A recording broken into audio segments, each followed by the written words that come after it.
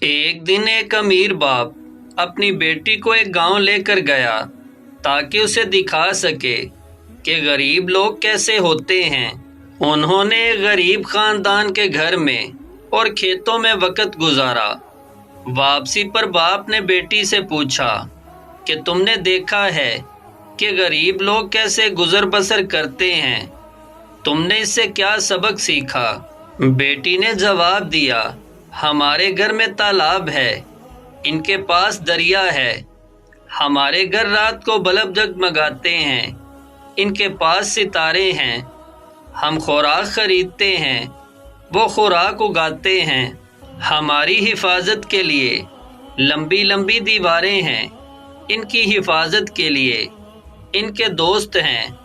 ہمارے پاس انسائیکلوپیڈیا ہے، ان کے پاس قرآن پاک ہے۔ بابا جان، آپ کا بہت شکریہ یہ دکھانے کے لیے کہ ہم کتنے غریب ہیں۔ صرف دولت ہی آپ کو امیر نہیں بناتی بلکہ سعادتی اور اللہ پاک پر یقین آپ کو امیر بناتا ہے۔ کچھ لوگ واقعی ساری عمر کسی کے انتظار میں گزار دیتے ہیں، جیسے غریب پیسے اور امیر سکون کے انتظار میں۔ گھر کی عورتوں کو شہزادیوں جیسی زندگی دینے کے لیے مرد خود مزدور جیسی زندگی گزار دیتے ہیں۔